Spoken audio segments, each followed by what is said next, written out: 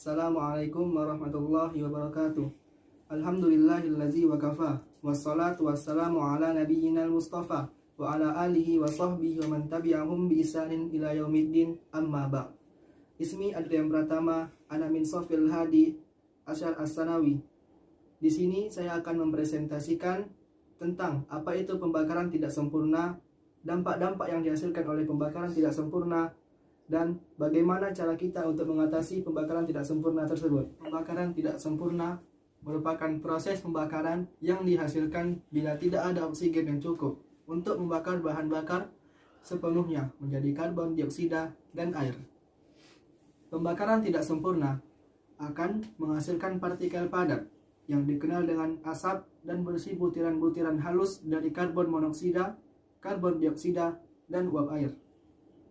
Pembakaran tidak sempurna akan menyebabkan polusi terhadap udara, iklim, tanah, dan juga perairan.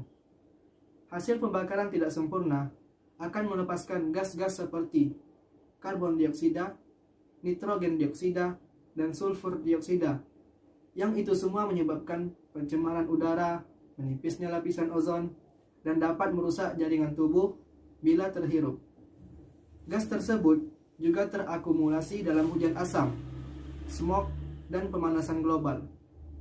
Pencemaran tanah dan air yang terjadi yaitu tanah menjadi tidak subur dan air menjadi tercemar karena adanya hujan asam, serta gas-gas tersebut terlarut di dalamnya. Dampak pembakaran tidak sempurna terhadap udara dan iklim seperti berikut. Yang pertama, emisi nitrogen dioksida. Di sebagian nitrogen dioksida berubah menjadi asam nitrat yang dapat menyebabkan terjadinya hujan asam. Yang kedua, emisi sulfur dioksida. Pelepasan gas sulfur dioksida ke udara yang berasal dari pembakaran bahan bakar fosil dan peleburan logam dapat membentuk asam sulfat yang menyebabkan terjadinya hujan asam. Yang ketiga, smog. Smog merupakan pencemaran udara yang disebabkan oleh tingginya kadar gas NOx, SO2, O3 di udara. Smog dapat menyebabkan batuk dan dapat mengurangi jarak pandang mata kita. Yang keempat ada emisi gas NOx dan SO2 ke udara. Itu dapat bereaksi dengan uap air di awan dan membentuk asam nitrat atau HNO3 dan asam sulfat atau yang disebut juga H2SO4 yang merupakan asam yang sangat kuat. Jika dari awan tersebut turun hujan, air hujan tersebut bersifat asam. Itu pH-nya minnya lebih kecil dari 5,6 yang merupakan pH hujan normal yang dikenal sebagai hujan asam. Hujan asam dapat menyebabkan tanah dan perairan menjadi asam.